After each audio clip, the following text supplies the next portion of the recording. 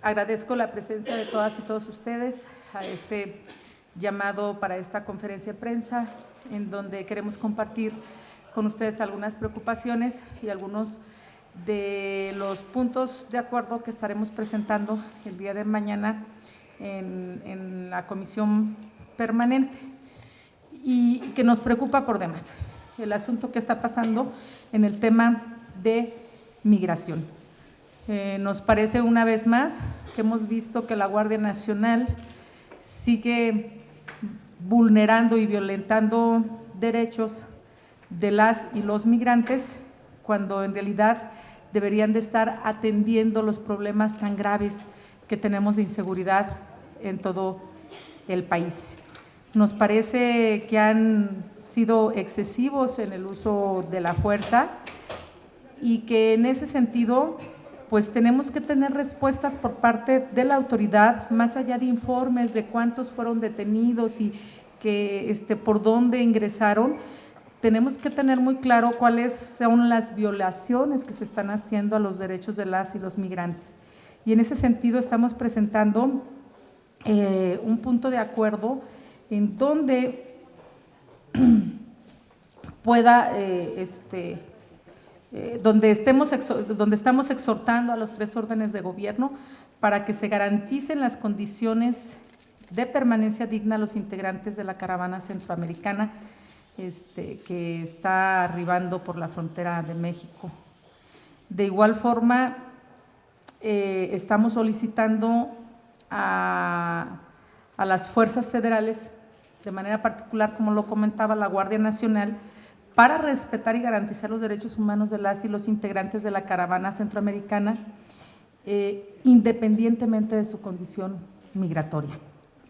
Y un tercer resolutivo, que es para exhortar a las autoridades del Instituto Nacional de Migración para que rinda un informe de qué es lo que está ocurriendo desde la instalación de la Guardia Nacional en la frontera sur, y que más allá de los números de cuántos entran, cuántos salen, que podamos tener un informe pormenorizado de cuáles son las acciones que se están llevando a cabo. Y de igual forma que nos pueda informar la circunstancia que están viviendo las niñas, niños y adolescentes migrantes que actualmente se encuentran en las distintas instituciones, y que además pues se garanticen los derechos de niñas, niños y adolescentes que se encuentran, ha habido algunas notas desaparecidos, que sean reintegrados a sus familias y en caso de tratarse de niños y adolescentes no acompañados, que puedan ser puestos bajo la custodia del Sistema Nacional de Protección de Niñas, Niños y Adolescentes con el objeto de resguardar sus derechos. Pero queremos que nos diga de manera particular cuál ha sido la atención que se les ha dado a las niñas, niños migrantes, cuántos son, en dónde se encuentran, en qué condiciones viven y cuáles son las acciones administrativas y legales que se están llevando a cabo en torno a la garantía de sus derechos. Me parece que la Guardia Nacional le sigue haciendo la tarea a Trump, y me parece en este caso que el gobierno mexicano debe de garantizar los derechos de todas ellas y de todos ellos, más allá de utilizar la fuerza pública. Por otra parte, vamos también a presentar un punto de acuerdo en donde solicitamos a la presidenta de la mesa directiva del Senado de la República, le solicitamos respetuosamente, que emita una excitativa a las comisiones de justicia y estudios legislativos de la Cámara de Senadores para que dictamine la minuta con proyecto de decreto por el que se reforma el artículo 209 bis del Código Penal y del artículo 400. Déjenme decirles, en agosto de 2014 esta Cámara de Diputados aprobó una iniciativa en los que se adicionan el artículo 209 cuater y el 400 del Código Penal Federal, como les comentaban, para que el delito de la pederastia sea imprescriptible. Y otro artículo en donde además la perdón. Y el otro artículo en donde la complicidad y el encubrimiento también sean considerados como un delito y haya sanción correspondiente. Esto me parece muy oportuno porque ya desde el 2014 veníamos discutiendo las preocupaciones que teníamos en torno a lo que estaba ocurriendo con los legionarios de Cristo. Ya entonces el Comité de los Derechos del Niño de la ONU había emitido sendas recomendaciones al Estado mexicano. Y ya ahí se vislumbraba todo lo que ahora los legionarios de Cristo han reconocido. Y ahí ha estado esa minuta en el Senado de la República. Y hoy distintos diputadas, diputados, senadores han presentado otras iniciativas que me parecen muy importantes, que me parece sustancial que nos podamos poner de acuerdo para que lo antes posible legislemos sobre ese tema que tanto ha lacerado a niñas, niños y adolescentes, sí con los legionarios de Cristo, pero no son los únicos. Hay otras niñas y niños que han sido violentados por otros sacerdotes, por este delito de pederastia, y no solamente por religiosos, también hay cuidadores en distintos ámbitos, como es en el educativo, como lo tenemos en los centros de atención. En fin, es un problema que existe y que me parece que el Congreso de la Unión podría estar dando una respuesta inmediata si desempolvan esa minuta y si todos decimos que tenemos interés, aprobar esta y no solamente esta. Ustedes saben que en la pasada sesión de la permanente se aprobó unos resolutivos en relación al asunto que tenía que ver a partir de los hechos lamentables ocurridos en Coahuila. Y hubo muchas cosas, unos decían es que fue los videos, es que es la violencia generalizada, que es lo que nosotros decimos que están viviendo las niñas y los niños, pero tenemos que actuar más allá del momento de comentarios que podemos hacer en ese sentido. Y nosotros hemos dicho que lo que requerimos es una política de Estado para atender todos los tipos de violencia que están viviendo las niñas y los niños, las niñas y niños que son desaparecidos, las niñas que han sumado, que se han sumado por desgracia las cifras del feminicidio, entre otras cosas.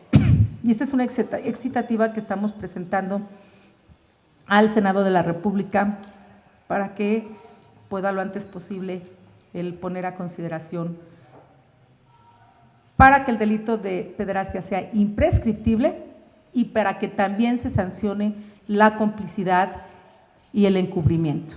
Y ahora los legionarios dicen, en razón de uno de los sacerdotes que tuvo que ver con una de las víctimas que después de años se animó a decir, Anilú Salazar, ya lo han aceptado, pero ¿cuál es la sanción que se recibirá en ese sentido? Ninguno, porque el delito ha prescrito. Y dicen, ¿vamos a investigar? Pues sí, vamos también, porque no solamente es el que tiene una responsabilidad directa con el niño, sino es quién los encubre, de qué manera, y eso me parece que tiene que ser sancionable también. Por otra parte, comentarles que el próximo 27 y 28, vamos a presentar un punto de acuerdo también que tiene que ver con el asunto del INSABI, en donde, bueno, ustedes saben, se han presentado ya distintas propuestas. Nosotros presentaremos la iniciativa que tiene que ver para modificar lo referente a los institutos de alta especialidad, lo que tiene que ver para que en vez que en la ley diga que la garantía de este derecho será progresivo, es para que sea efectivo, y que debe de quedar muy claro que cualquier cosa que se haga, con independencia de distintas iniciativas que se presenten, requerimos una mesa lo antes posible, en donde estén las autoridades, en donde inviten por favor expertos, a los que tienen la experiencia, a los que conocen, y que exista coordinación con los gobiernos estatales, porque con lo que ocurra necesitamos que exista coordinación. Y en ese sentido, de manera particular, estamos solicitando que haya coordinación con los hospitales civiles de Guadalajara, que son unos hospitales que junto con el de cancerología han anunciado que en 2 o 3 semanas, si no se atienden sus demandas, van a colapsarse y no van a poder seguir atendiendo a quienes más lo necesitan, a quienes no tienen seguridad social, que no tienen ISSSTE, que no tienen IMSS, pero no solamente el estado de Jalisco, sino que atiende a todo el occidente del país. Y seguiremos en nuestra convocatoria para presentar distintos amparos. Este viernes en Monterrey se presentarán otros y se presentará otro también para que se cubran los gastos de unas madres que cubrieron el costo de los medicamentos. Y en esta lucha que estamos teniendo decimos que debe de haber un responsable. El sabotaje debe de tener una responsabilidad y una sanción. Yo digo que sí, que la autoridad tiene que presentar y que dar los nombres de quienes han hecho sabotaje. Eso es muy delicado, decir que hay sabotaje y que no existe una sanción y que ni sepamos quiénes son. Yo creo que debe de existir. Pero aún más, ¿va a haber sanción para alguien que no dio la medicina? ¿Quién es el responsable de todos los testimonios que hemos tenido de madres, padres, de niñas y de niños? ¿Quién es el responsable de que no se le dio la medicina a tiempo? ¿Quién es el responsable de que haya deterioro la salud de muchas y muchos de ellos? ¿Quién es el responsable? ¿El que ahora dirige el INSABI? En los hospitales, en el ISSSTE y en el IMSS, que se han ganado amparos y que no han dado los medicamentos, decían, es que es el director. Si el director no cumple con darle el medicamento, entonces puede existir la destitución, pero ¿es el director el responsable de que no existan medicamentos y que no se los otorguen a tiempo? Tenemos que llegar a esa cadena y en nuestra opinión es el presidente de la República de cualquier circunstancia que esté viviendo una niña o un niño, porque no previeron y porque no basta con decir que los tendrán en diciembre. ¿Qué es lo que vamos a hacer en corto, mediano y largo plazo en ese tema? Bueno, y por otra parte, perdón, compartirles que el día 27 y 28 vamos a llevar a cabo nuestra plenaria aquí en la Cámara de Diputados, en el Salón C del protocolo, que vamos a tener 4 mesas, una que tiene que ver con derechos sociales, otra con seguridad y justicia y derechos humanos, otra con finanzas públicas, desarrollo económico, energía y sustentabilidad ambiental y la reforma del Estado, en donde estaremos hablando de los temas puntuales que presentaremos en el periodo que inicia el 1 de febrero. En derechos sociales nos acompañarán el doctor Naro Robles, el doctor Alejandro Ramírez, que es director general de la Cámara Nacional de la Industria Editorial Mexicana, Isabel Crowley, que es dirigente está al frente de una organización que tiene que ver con la garantía de derechos de niñas, niños y adolescentes y que anteriormente había sido la representante de UNICEF en México. En el panel de seguridad, justicia y derechos tendremos al doctor Atié, tendremos al doctor Uga Concha, que es investigador del Instituto de Investigaciones Jurídicas, tendremos la presencia de Alfredo Lecona y la presencia de Guillermo Valadez. En el panel 3 tendremos, que es Finanzas Públicas, Desarrollo Económico, Energía y Sustentabilidad Ambiental, la presencia del licenciado Ricardo Becerra, del doctor Fluvio Ruiz Alarcón, de la maestra María Hilda del Carmen Lee Fabel y la maestra Mariana Campos, que es la directora de México Evalúa.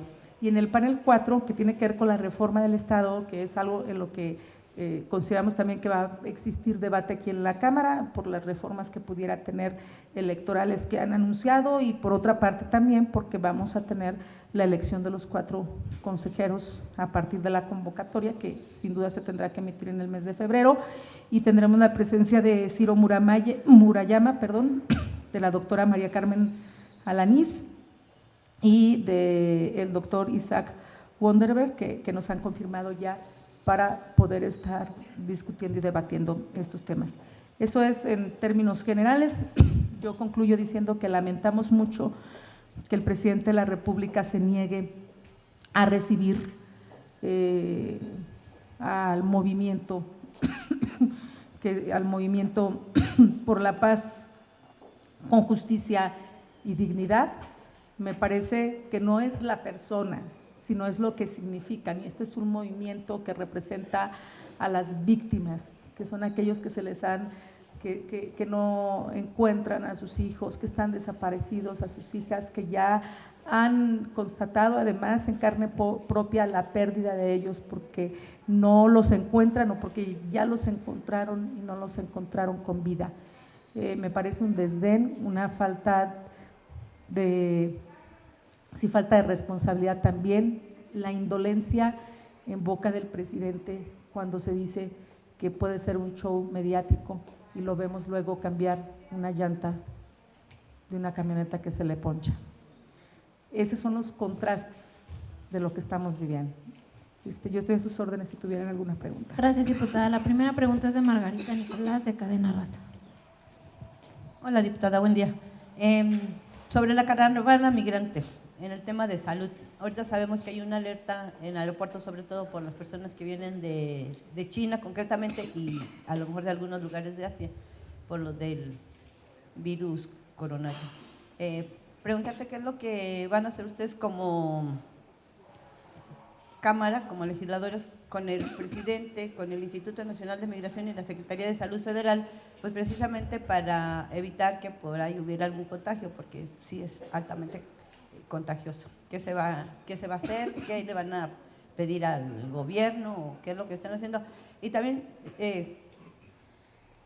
estas críticas que se les hacen a la Guardia Nacional, a la policía que está vigilando la entrada, pareciera que nomás se ve de un solo lado, que los policías reprimen, pero los migrantes vienen bastante belicosos, agresivos. Vemos también cómo los maltratan y en otro país creo que eso es un delito también, que los civiles golpeen a las policías también. Entonces, ¿qué van a hacer para evitar estos enfrentamientos? Porque es de los dos lados, no de uno. Y sobre los niños también, ¿a quién le van a pedir concretamente la protección o la información de cómo se están atendiendo? Si los niños mexicanos que están aquí, pues porque se quedaron huérfanos, que sus papás se murieron, los mataron en esta violencia contra el crimen organizado, están desamparados. ¿Cómo piden también que a estos niños que tienen todos sus derechos, pues se les dé esa atención cuando aquí en México pues la niñez está abandonada? Gracias. Sí, gracias. Empiezo con esta última pregunta, la que tiene que ver con las niñas, niños y adolescentes. La ley es muy clara, cuando los niños, niños y adolescentes arriban a nuestro país, cuentan con todos los derechos que las niñas y niños adolescentes que viven y que radican en la República Mexicana. Lo que debiera de estar haciendo el gobierno es garantizar que todas las niñas y todos los niños estén bien. Los que vienen de otra parte, porque México ha firmado convenios internacionales como es la Convención de los Derechos del Niño, por ejemplo, y en la propia Ley General de Derechos de Niñas, Niños y Adolescentes existe un apartado en particular de nuestra propia ley que habla de niñas, niños y adolescentes migrantes acompañados, no acompañados, y habla de los dos tipos de migración que tenemos, de las niñas y niños que vienen de otros países, pero también la migración que vivimos aquí de los niños de Oaxaca que van a Baja California, por poner un ejemplo. Eso nos obliga a garantizarles sus derechos a todas y a todos, y sin duda que las niñas y niños mexicanos no le están pasando tampoco bien. Hemos visto ya el informe que daba la Redim en torno a la violencia generalizada, decía ya asesinatos, desapariciones, víctimas colaterales de la inseguridad que estamos viviendo, pero también la violencia diaria que viven en sus familias, en su comunidad, la violencia por parte de las instituciones que se da en este tema, para este grupo poblacional. Entonces me parece ahí, por eso yo insisto mucho, y lo presentamos la semana pasada, que se requiere una política de Estado integral. Y yo por eso decía, y lo decimos también en este punto de acuerdo, que el Sistema Nacional de Protección de Niñas, Niños y Adolescentes, que está en la ley, está obligado a activar, y que junto con el Instituto Nacional de Migración deben de ver cuál es la circunstancia de las niñas y niños que llegan, qué se hace para repatriarlos, qué se hace para unirlos con sus familias. Miren ustedes, nosotros nos preocupó mucho cuando veíamos de niñas y niños que llegaban a Estados Unidos, que estuvieron en jaulas, más de una muerte fuimos testigos, y nos hemos indignado por lo que hacía Estados Unidos. Creo que de igual forma debemos de indignarlos por lo que se está haciendo con niñas y niños que vienen de otros países, porque la migración no es un asunto que tengan que ver la culpa las niñas y los niños. Todo ese fenómeno tiene que ver con otras circunstancias en donde ellos nada más se los llevan o los traen sus papás, se los llevan o los traen, o inclusive tratan, rentan. Recuerdan que estaban viendo que se conforman disque familias, porque con la presencia de un niño pudieran ser considerados de manera distinta. Entonces, sí debe de haber una atención en particular para todas ellas y para todos ellos. Y en relación a lo que tiene que ver la Guardia Nacional, a mí me parece que la Guardia Nacional tiene otros objetivos y no es estar cuidando la frontera y estar enfrentándose con los migrantes. Reconozco también que ha habido incidentes por parte de los migrantes, pero estamos obligados también. Primero, el presidente de la República hace una amplia convocatoria que vengan a México y les dice que acá va a haber empleo y les dice que aquí pueden estar bien, y después, por una indicación que tiene que ver con la campaña electoral de Trump, dice que nosotros somos los que estamos obligados a detener el flujo. Y entonces, esta más bien es una circunstancia que nos está obligando otro gobierno más allá, pero luego que nos platiquen qué es lo que está ocurriendo. A ver, estamos al frente de una nueva caravana. ¿Qué está haciendo el gobierno mexicano? El Instituto y la Secretaría de Relaciones Exteriores y demás, con antelación, si ya sabía que venía.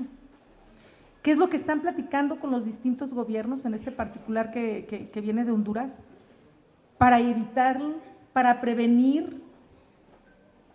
Nos esperamos siempre hasta que estén llegando, ¿y cuál es la respuesta? No los vamos a dejar a costa de nada, y vimos las imágenes lamentables el día de ayer. Pero esa sería la pregunta, ¿no, doctora? ¿Qué están haciendo los países de origen? También. Pareciera que a ellos no les importa nada, precisamente como dice el gobierno mexicano, aquí tenemos empleo, pues les vamos a dar, y nosotros están pues quitados de la pena porque no se ve que haya ninguna acción por parte de… Sí, y me parece que por eso debemos de, a quien es responsable de la política exterior, pedirle que actúe, que echen a andar toda esa experiencia que pudieran tener, pues para junto con los países de Centroamérica. Ya había existido un encuentro junto con el subsecretario de Relaciones en Centroamérica, con el subsecretario, hubo una reunión con los presidentes de Centroamérica. Ha habido recursos que se les han otorgado para generar política pública. Ya se implementó el programa de Sembrando Vida en algunos de estos países y tenemos todavía eso. Entonces, ¿qué es lo que se está haciendo? Creo que deben de reforzar la comunicación con los países centroamericanos para prevenirlo. Pero lo que estamos viendo es de que esperan a que lleguen las distintas caravanas. ¿Cuál fue entonces? Yo me podía preguntar, ¿cuál fue la comunicación que tuvo el secretario de Relaciones Exteriores con el presidente de Honduras o su homólogo para enfrentar este problema y que todo el mundo lo sepamos qué es lo que están haciendo?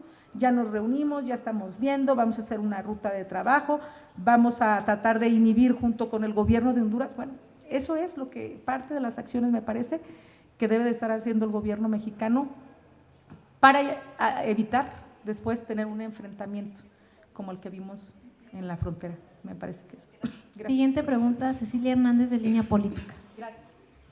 Diputada, buenos días.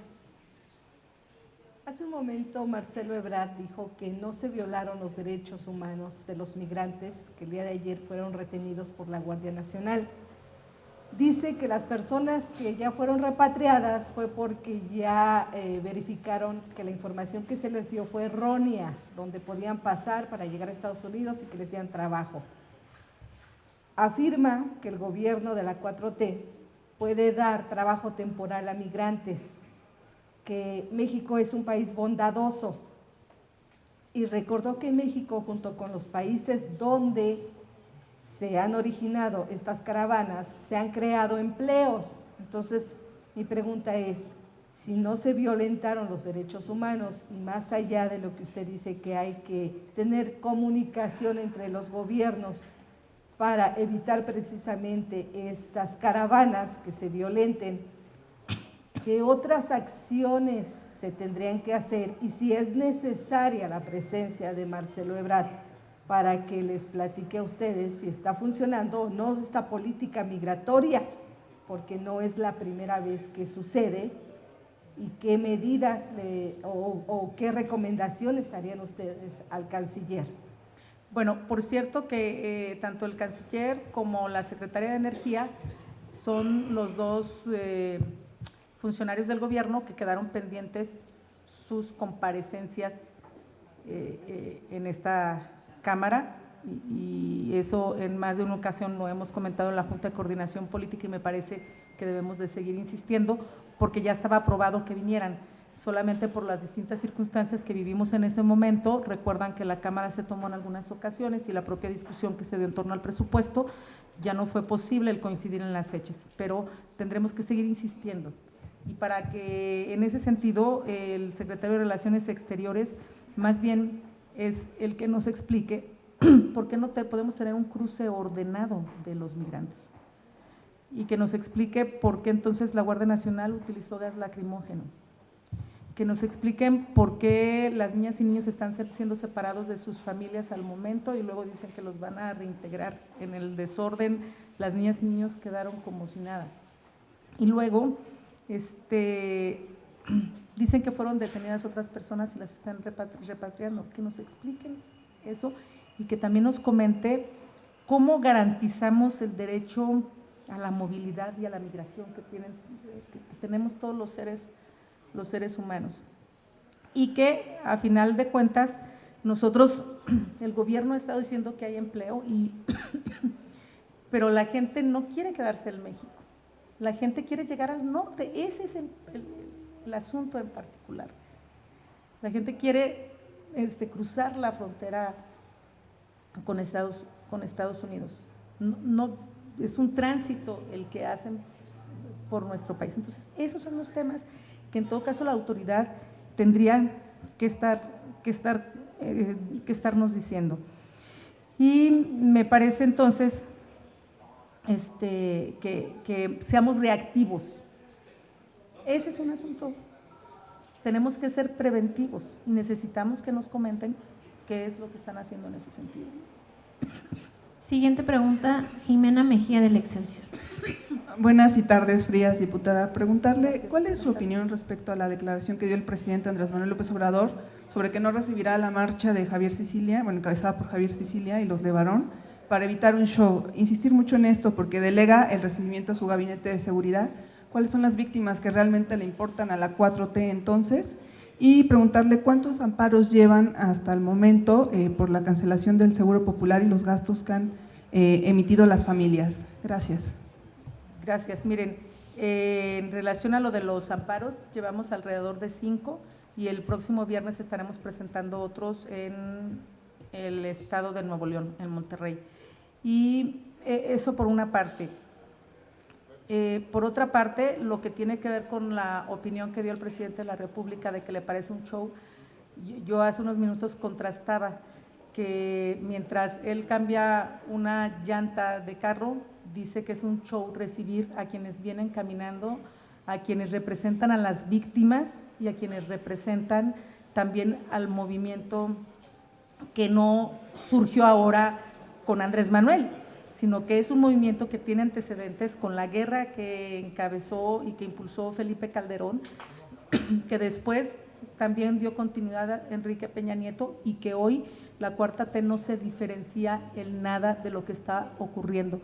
Seguimos teniendo más víctimas, pero las víctimas no son números, las víctimas tienen rostro, tienen nombre, tienen apellido, y lo que me parece que ha hecho el presidente es indolente, es insensible, el no atender a quienes han perdido a sus hijas o a sus hijos o a algún familiar, a quienes ya inclusive saben que no lo encontrarán o lo encontraron sin vida, y el no recibir uno de los movimientos más simbólicos, porque hay varios, pero en nuestro país me parece una falta de responsabilidad, en donde también el presidente determina cuáles son las víctimas buenas o cuáles son las víctimas malas.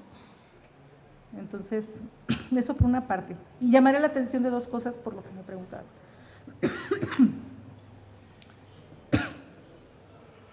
¿Dónde está la Comisión Nacional de Derechos Humanos? Para el tema de los migrantes, para este tema en particular, ¿dónde está para lo del INSABI, lo del INSABI también? ¿Dónde están sus opiniones de todas aquellas que se les han violentado sus derechos? Los que no recibieron medicina, los que no sirvieron un servicio médico a tiempo, y los que no dicen nada en torno a los migrantes y en torno al movimiento que está encabezando Javier Sicilia junto con los Levarón, que por cierto en los próximos días vamos a tener aquí la presencia de uno de los Levarón como un impulso que se está dando en la Junta de Coordinación Política para que pueda estar en la comisión permanente.